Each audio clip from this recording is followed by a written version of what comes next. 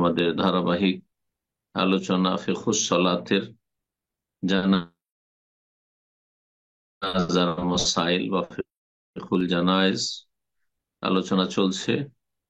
আমরা একেবারে শেষের দিকে, আজকে পর্ব নম্বর 65।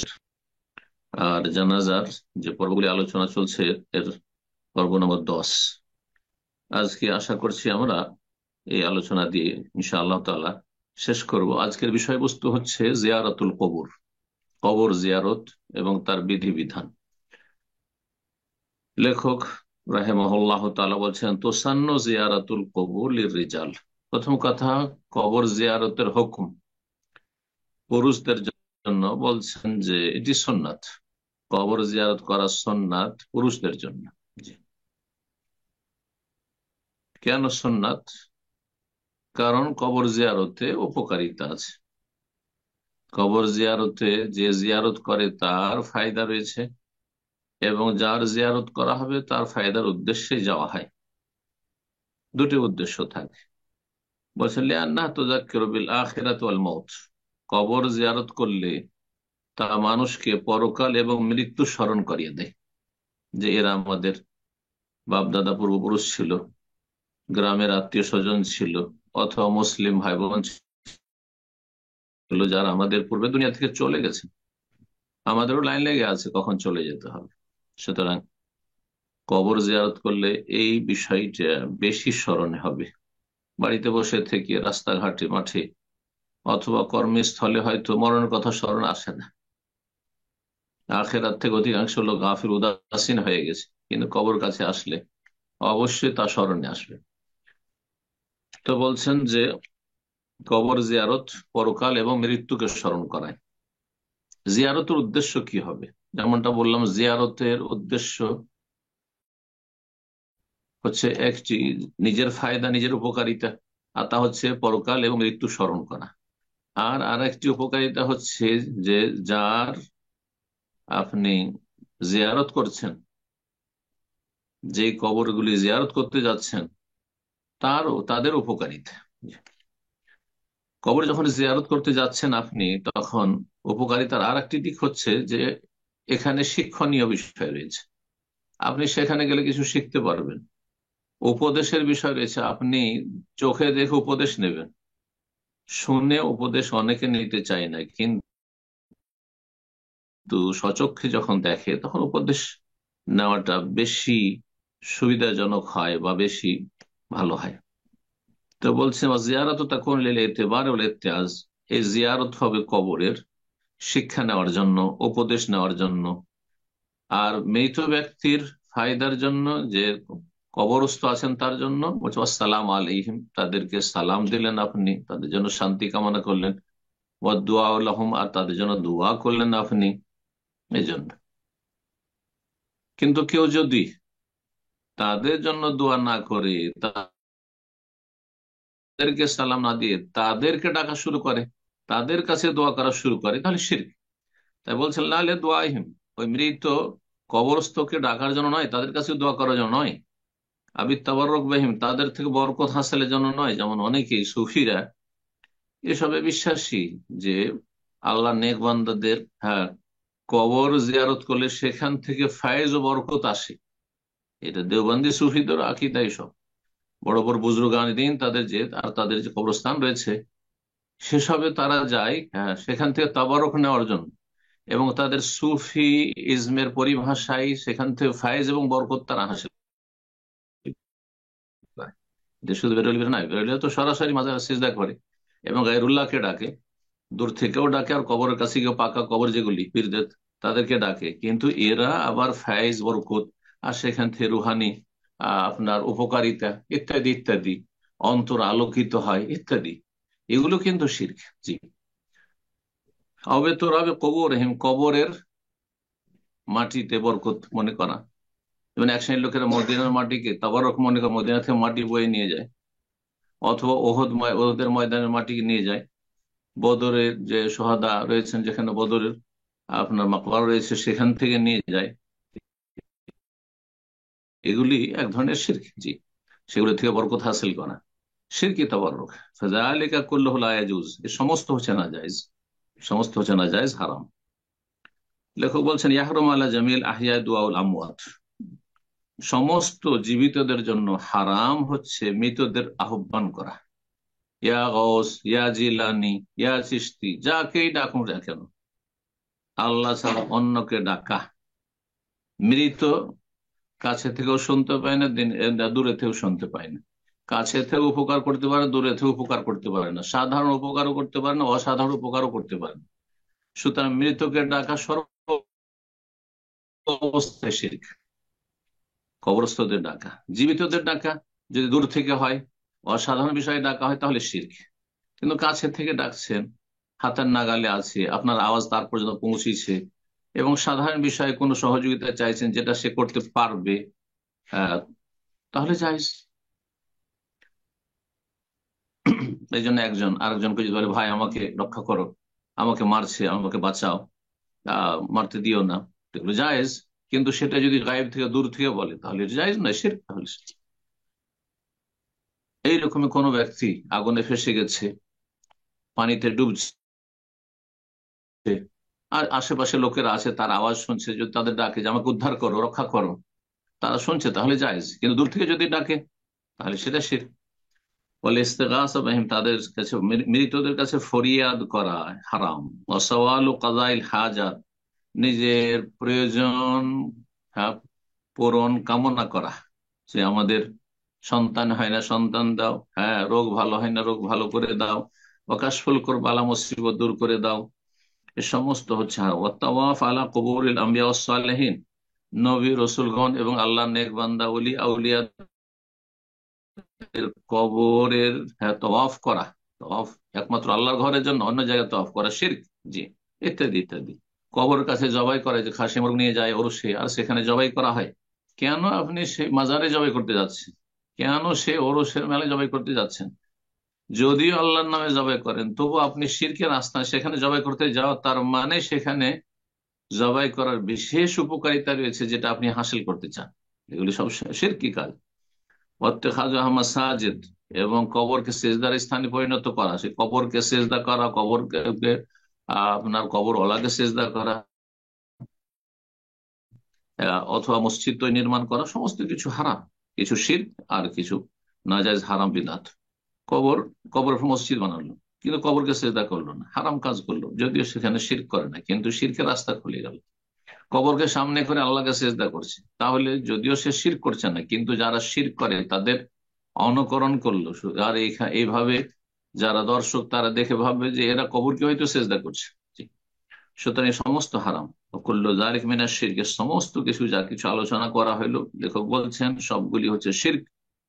হয় শিরক, না হয় শিরকের রাস্তা, শিরকের কাছে পৌঁছে দেয়। আল্লাযী তাওয়া'আদা আল্লাহু সাহিবাহু বিন্নার, আল্লাহ রাব্বুল আলামিন মুশরিকদেরকে জাহান্নামের শাস্তির কথা বর্ণনা করেছেন এবং ঘোষণা করেছেন।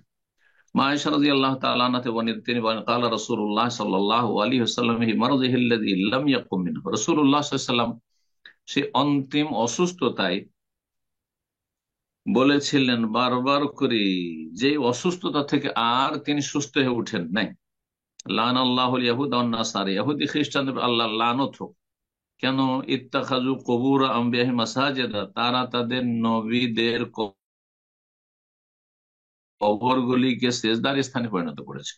তাহলে নবীদের কবরকে, আল্লাহ নেক বান্দাদের কবর, নবীদের কবরকে যদি সেজদার স্থানে পরিণত করাতে লানত হয়, তাহলে যারা নবী নয়, হ্যাঁ, নবী ছাড়া অন্যরা, জিলানি, চিশতিয়া, শাহজালাল, অমুক তমুক, যত পাকা কবরগুলি রয়েছে, যেগুলিকে বিদাতি ভাষায় মাজার বলছেন, এগুলি হচ্ছে লানতের জায়গা। যারা এগুলি করেছে তাদের উপর আল্লাহ লানত হয়েছে আর হচ্ছে। ইহুদি খ্রিস্টানদের উপর লানত এই জন্য হয়েছে যে তারা এই অপরাধটি করেছে। সুতরাং তাদের পথের পথিক যদি কেউ হয়, তাহলে তাদের ওপরও লানত হবে। এই জন্য মায়েশা রাদিয়াল্লাহু তাআলা আনহা বলছেন, নবী সাল্লাল্লাহু আলাইহি ওয়াসাল্লাম বারবার কি কথাটি কেন বলছেন, ইহুদি নাসারাদের উপর আল্লাহ লানত হোক, কি জন্য বলছিলেন শেষ সময়?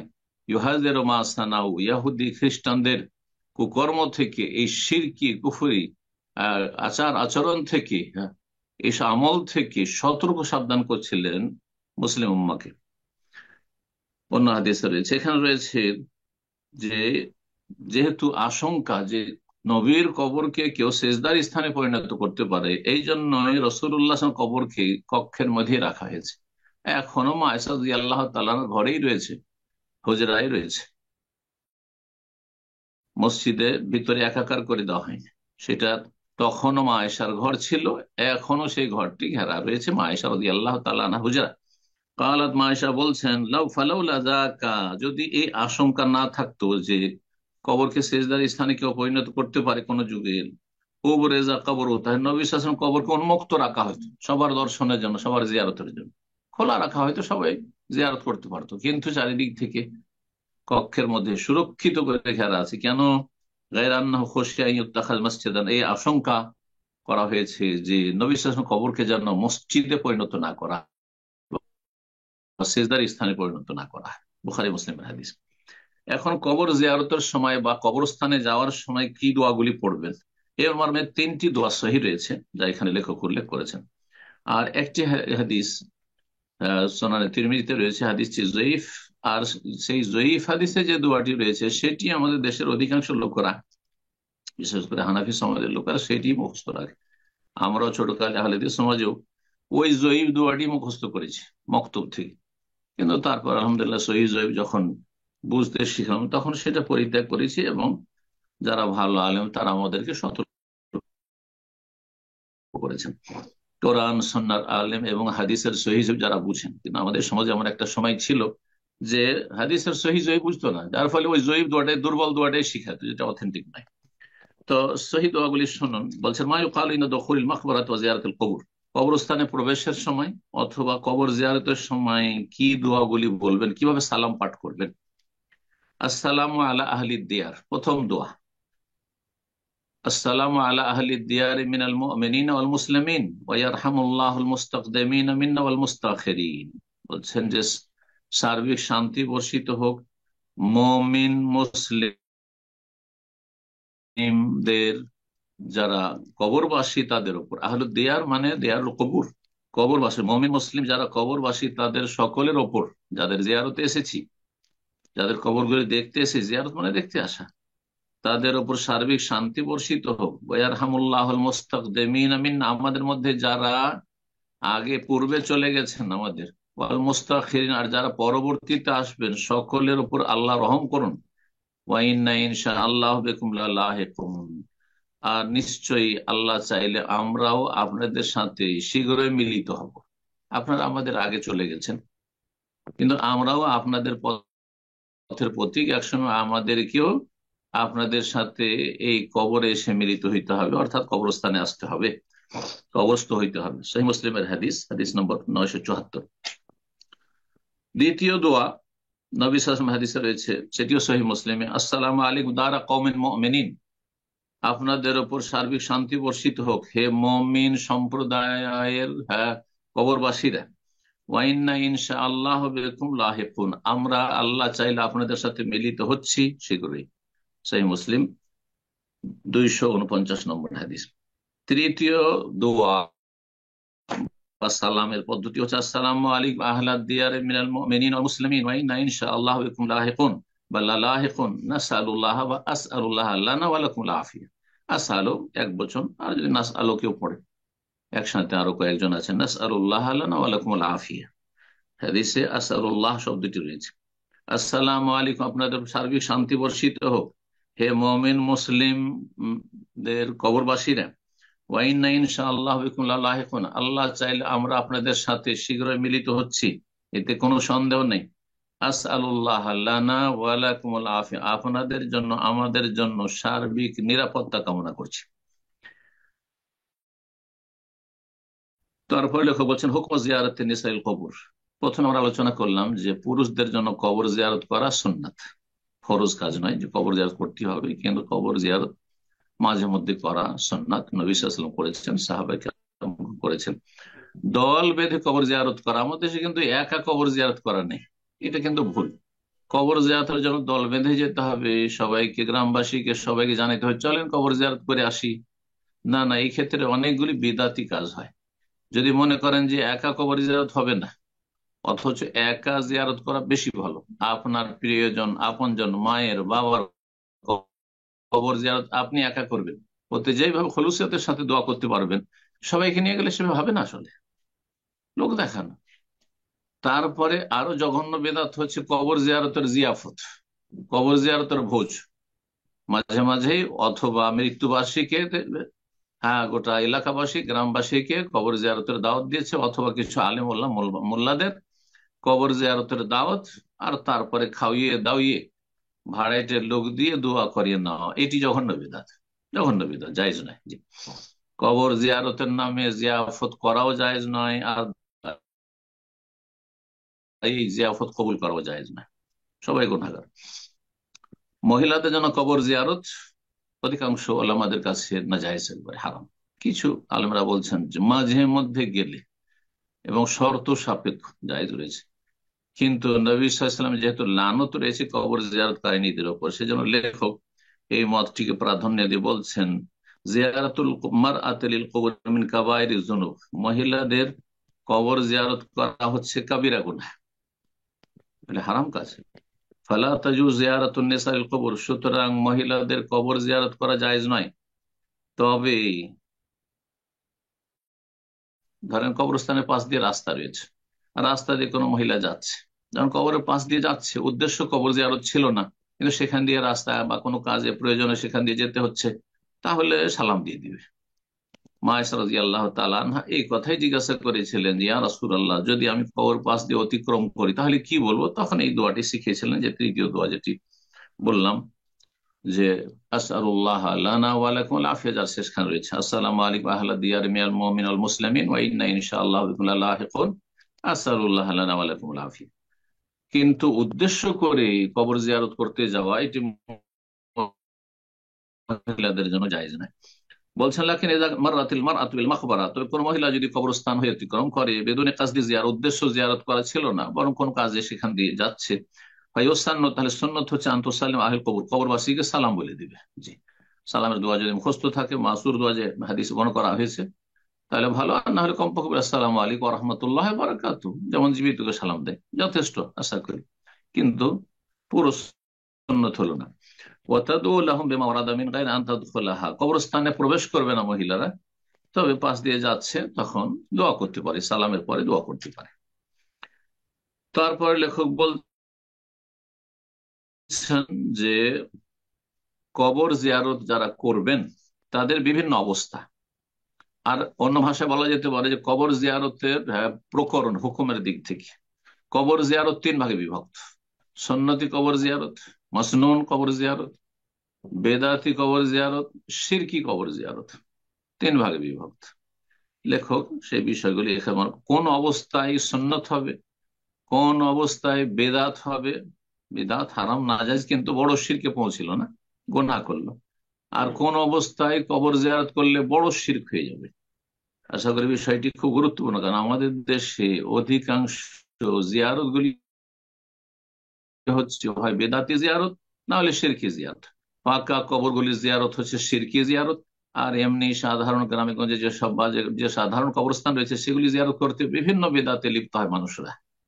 এতবার সূরা ফাতিহা পড়তে হবে, এতবার দুরূদ শরীফ পড়তে হবে দোয়া করার আগে, সম্মিলিত মোনাজাত করতে হবে, আর তার দল দল বেঁধে যেতে হবে, আর তার লোকজনকে খাওয়িয়ে দাওয়িয়ে নিয়ে যেতে হবে, সবগুলি বেদাত, বেদাতি জিয়ারত। জি। বলছেন আহওয়ালু মান ইয়াজুরুল কবর, যারা কবর জিয়ারত করবেন তাদের বিভিন্ন অবস্থা, চারটি অবস্থা এখানে বর্ণনা করেছে। প্রথম অবস্থা হচ্ছে আইয়াদ ও আল্লাহ লিল আমওয়াত, আল্লাহর কাছে দোয়া করেছেন কবর জিয়ারতকারী মৃত ব্যক্তিদের জন্য, তাহলে অবশ্যই ভালো কাজ।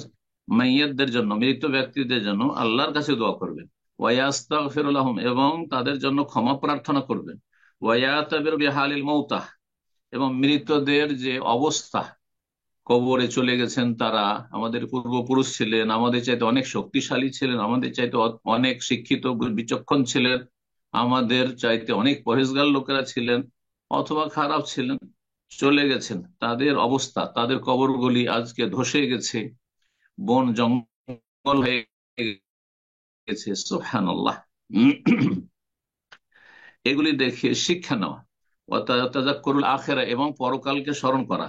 ফাহাযিহি জিয়ারাতুন শারঈয়্যা, এটি হচ্ছে শরীয়ত সম্মত জিয়ারত বা মসনুন সুন্নতি জিয়ারত।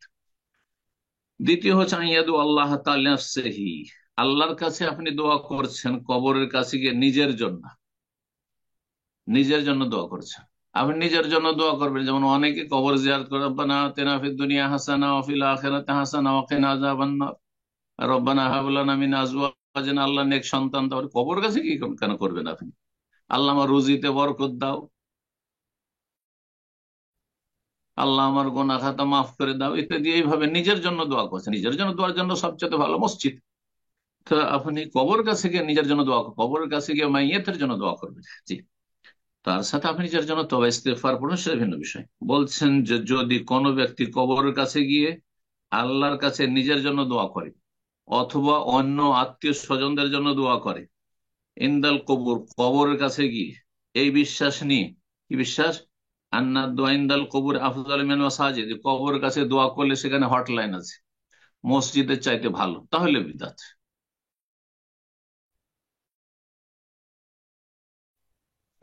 আপনার দোয়া প্রসঙ্গে কিছু জন্য ঠিক আছে, কিন্তু আপনি যদি মনে করেন যে এই কবরের কাছে দোয়া করলে বেশি ভালো এবং কবুলের চান্স বেশি আছে, তাহলে কি হবে? বলছেন ফাহাজি বিদআত মুনকারা, এটি জঘন্য বিদআত। নিজের জন্য কবরের কাছে দোয়া করা এই আশায় যে এখান থেকে দোয়া করলে দোয়াটি তাড়াতাড়ি কবুল হবে, এই দোয়াটি বেশি উপকারী হবে, তাহলে এটি জঘন্য বিদআত। তাহলে দ্বিতীয় অবস্থা হয়ে গেল। তৃতীয় অবস্থা বলছেন যে আল্লাহর কাছে দোয়া করছেন কিন্তু কারো কোনো ব্যক্তির ওসিলা দিয়ে, আইয়াদু আল্লাহ তাআলা, আল্লাহর কাছে দোয়া করছেন মুনাহি আও হাক্কে ফুলানিন, অমুকের মর্যাদার ওসিলাই, অমুকের হকের ওসিলাই, এসব কথাবার্তা আমাদের দেশে রয়েছে বেদাতি দুআয়। জি, যে বড় পীরের ওসিলায়, হ্যাঁ, খাজা বাবার ওসিলায়, তারপরে আপনার ওই শাইখুল হিন্দের ওসিলায়, আর কাসেম নানতুবির ওসিলায়, গাঙ্গোহির ওসিলায়, মৌলানা ইলিয়াসের ওসিলায়, আল্লাহ তুমি আমার দোয়া, আল্লাহর কাছে চাইছেন কিন্তু কারো ওসিলা দিয়ে বা কারো হক দিয়ে। আল্লাহর বাবার কার কিসের হক আছে? সে হক আদায় করতে বাধ্য। যে আপনি তার হকের আপনি রেফারেন্স দিচ্ছেন, আপনি এটা কি দুনিয়া হইলো যে আপনি আপনার এমপি কে ধরেছেন বা আপনার এলাকার মন্ত্রী মিনিস্টারকে ধরে আপনি রাষ্ট্রপতির কাছে বলছেন যে এই সোর্সে আমি এসেছি? না না না, এইসব চলবে না রবের কাছে। এগুলি হচ্ছে শিরকের চোরা রাস্তা এবং বিদআত, জঘন্য। জি, যদি কোনো ব্যক্তির ওসিলায় এবং ব্যক্তির মর্যাদা বা হকের ওসিলায় কেউ দোয়া করে, যেমন এভাবে দোয়া করে, আসআলুকা ইয়া রাব্বি বিজাহি ফুলানিন, হে রব আপনার কাছে চাইছি অমুকের যে আপনার কাছে মাকাম মর্তবা মর্যাদা রয়েছে তার ওসিলায়, ফাহাযা মুহাররাম, হারাম, লিআন্নাহু ওসিলাতুন ইলা শিরক, এটি হচ্ছে শিরকে পৌঁছার ওসিলা, শিরকের চোরা রাস্তা। 4 নম্বর অবস্থা, আর যেটি হচ্ছে 3 নম্বর, শিরকি জিয়ারত, কবর জিয়ারত, কিন্তু কবর জিয়ারত করতে গিয়ে আপনি বড় শিরক করে ফেললেন। সেটা হচ্ছে আল্লাহ ইয়াদু আল্লাহ তাআলা, কবর কাছে গিয়ে আল্লাহর কাছে চাইলেন না, বল ইয়াদু আসহাবাল কবর, কবরবাসীর কাছে চাইছেন। যাচ্ছেন শাহজালাল ওখানে, বাবা গো আমি ইলেকশনে দাঁড়িয়ে আছি, আমাকে পাশ করাও। হ্যাঁ, বাবা গো আমি বিদেশ ইউরোপ যাচ্ছি, আমি সিলেটের মানুষ ইউরোপ যাচ্ছি, অথবা জানকারি হোক না কেন আমাকে সফল, আমি যাচ্ছি মিডল ইস্টে যাচ্ছি, আমি বাইরে চাকরির জন্য যাচ্ছি, অমুক তমুক, আমি পরীক্ষা দিতে যাচ্ছি, আমাকে সফল করো। বড় শিরক, কুফর এগুলো। কাইয়া কোন ব্যক্তি যদি দোয়া করে, ইয়া নবী আল্লাহ, হে আল্লাহর নবী, ইয়া ওয়ালি আল্লাহ, হে আল্লাহর ওয়ালি, ইয়া ফুলান, হে অমুক, আতেনি কাজা, এটা দেন ওইটা দেন, আমার রোগ ভালো করে দেন, আমার বালা মুসিবত দূর করে দেন, আমাকে সন্তান দেন, ইত্যাদি, আও ইশফেনি, আমাকে শেফা দেন, ওয়ান্নাহওয়া যালিক, ইত্যাদি। এই ধরনের যে কোনো দোয়া করুক না কেন আল্লাহ ছাড়ার কাছে, ফাহাদা শিরকুন আকবার, এটি হচ্ছে বড় শিরক, ইসলাম থেকে খারিজ করে দেবে,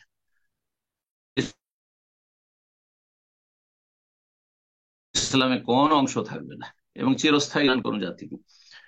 তারপরে কিছু মাসাইল বর্ণনা করেছেন, বলছেন আল মাইয়িতু ইয়ারিফু আহওয়াল আহলিহি ওয়া আসাফিদ দুনিয়া, মৃত ব্যক্তি যে কবরস্থ, সে তার পরিবার অবস্থা জানতে পারে কিনা। লেখক বলছেন যে তার পরিবারের অবস্থা জানতে পারে, তার সাথী সঙ্গীরা যে দুনিয়াতে ছিল তাদের অবস্থা জানতে পারে, আলিহি যালিকা, তার কাছে এই সব কথা পেশ করা হয়, জানা হয়, ওই ইউসাররু বিমা কানা হাসানান, ভালো কথা শুনলে খুশি হয় যে তোমার ছেলেরা এরকম ভালো অবস্থায় তোমার স্ত্রী দিনদার হয়েছে, ইত্যাদি ইত্যাদি, তোমার পরিবার ভালো আছে ইত্যাদি। আল্লাহ বিমা কানা কাবিহান, যদি কোনো খারাপ কষ্ট পায়। ওয়ারিফুল মাইয়াত মাইয়াজুরু, কেউ যদি জিয়ারত করতে যায়, ছেলে গেছে জিয়ারত করতে, স্বামী গেছে জিয়ারত করতে স্ত্রীর কবর, জানতে পারে যে আমার স্বামী আমার জিয়ারত এসেছে, আমার ছেলে আমার জিয়ারত এসেছে। ওয়াসমাউ কালামাহু, তার কথা শুনে, ওয়াসালাম মাহু, দোয়া শুনে। এবং যেমন একজন মানুষ আরেকজন মানুষের সাথে দেখা করতে গেলে সেখানে সে খুশি হয়, সেই রকমই কবরবাসীও খুশি হয়।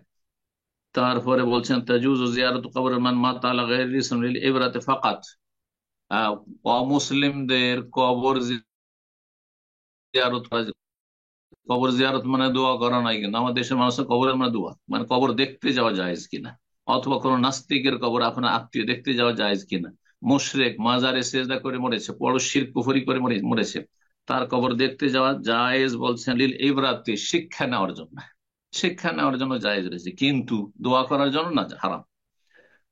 নবী সাল্লাল্লাহু আলাইহি ওয়াসাল্লাম যখন মায়ের কবর কাছে আবওয়া নামক স্থানে গেলেন, রবের কাছে, সহিহ মুসলিমের হাদিস রয়েছে, বলছে ইস্তাজান তো রব্বি আনা আযুরা কবর উম্মি, আমার কবর, আমার মায়ের কবরটা দেখার জন্য রবের কাছে অনুমতি চাইলেন, ফাউযিনা লি, অনুমতি দেওয়া হলো।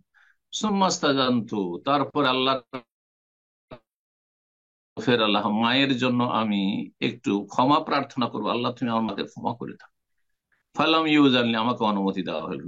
তাহলে বোঝা যাচ্ছে যে যারা কুফরের অবস্থায় মারা গেছে তাদের জন্য মাগফিরাত, রহমতের দোয়া, জান্নাতের দোয়া এসব করা যাবে না। কিন্তু আপনি, হ্যাঁ, শিক্ষা নেওয়ার জন্য, পরকাল স্মরণ করার জন্য এবং শিক্ষা নেওয়ার জন্য যে এরা এই কবরে চলে গেছে এই পাপের অবস্থায়, আমিও যদি এই পাপের অবস্থায় চলে যেতাম আমার এই দশা হবে, যে কবরে আযাব হচ্ছে এদের। ওয়ালা ইয়াদুল্লাহ, কাফের মুশরিকের জন্য দোয়া করা জায়েজ নয়। ওয়ালা ইস্তাগফির, ক্ষমা প্রার্থনা করা জায়েজ নয়। বাল ইউবাশশিরু বিন নার, জাহান্নামের সুসংবাদ দিবে। এটি লেখকের মত। আল মাকাবির মাহাল্লুল ইজাত ওয়াল ইতিবার, তারপরে বলছেন কবরস্থান হচ্ছে উপদেশ এবং শিক্ষা নেওয়ার জায়গা। সুতরাং কবরস্থানকে সুসজ্জিত করা, হ্যাঁ, গাছপালা লাগিয়ে পার্ক করে দেওয়া আর সুন্দর করে সাজানো, অথবা পাকা করে দেওয়া, হ্যাঁ, সিমেন্টেড করে দেওয়া, প্লাস্টার করা, জায়েজ না। ওয়ালা এনার, আলোকসজ্জা করা, এসব জায়েজ নাই। এইরকমই ওয়ালা বিআই শাইমিন আনওয়াই তাজমিল, যে কোন রকমের সৌন্দর্য বর্জিত। কবরস্থানকে সুন্দর করা মোটেই জায়েজ নয়, হারাম। জি। তারপর লেখক বলছে যে মানুষ মারা যাওয়ার পরে তার সাথে কি থাকে, এই মর্মে হাদিস রয়েছে। আনাস ইবনে মালিক রাদিয়াল্লাহু তাআলা আনহু থেকে বর্ণিত, রাসূলুল্লাহ সাল্লাল্লাহু আলাইহি ওয়াসাল্লাম বলেন, ইয়াতবুল মাইয়াতা সালাসা, মাইয়াতের সাথে যায় তিনটি জিনিস। মানুষ যখন মারা যায় আর কবরে নিয়ে যাওয়া হয় তখন তিনটি জিনিস যায় তার সাথে। এক, ফায়ার জয়স না, দুটো ফিরে চলে আসো, এবকা মাহু আহদু, একটি শুধু বাকি থাকে তার সাথে। ইয়াতবাহু আহলুহু মালুহু আমালুহু, তার সাথে যায় তার পরিবার পরিজন আত্মীয় স্বজন, তার ধন সম্পদ, মানে ওই যে খাট খাট নিয়ে গেল, আহ মৃতদেহ নিয়ে গেল যাতে করে, সেটা যায়। এবং তার, হ্যাঁ, কাজকর্ম যায়, আমলগুলি যায়। ফায়ারে যে আহলু, তার পরিবারের লোকেরা দাফন করে ফিরে চলে আসে, খাট খাটলিও ফিরে চলে আসে। ওয়াবকা আমালু, তার সাথে তার আমল বাকি থাকে। বুখারী মুসলিমের হাদিস। সর্বশেষ মাসলা, যে মৃত ব্যক্তির জন্য কি ধরনের আমল করে নেকি পৌঁছাবেন আপনি, এই মর্মে আমার একটি আলোচনা রয়েছে। মৃত ব্যক্তির জন্য ইসালে সওয়াব, গুরুত্বপূর্ণ আলোচনা। কোনগুলি করবেন কোনগুলি করবেন না, আশা করি সেই আলোচনাটি অবশ্যই শুনবে যাদের এই বিষয়টি জানার প্রয়োজন বিস্তারিত। সংক্ষেপে এখানে লেখক বলছেন, ফেলুল কোরাবে মিন মুসলিমিন লিমুসলিমিন হাইয়িন আও মাইয়িতিন লা ইয়াজুজ ইল্লা ফি হুদুদি মা ওয়ারাদা ফিশ শারঈ ফিলুহু মিসলু দুআ ইলাহু ওয়াল ইস্তিগফার লাহু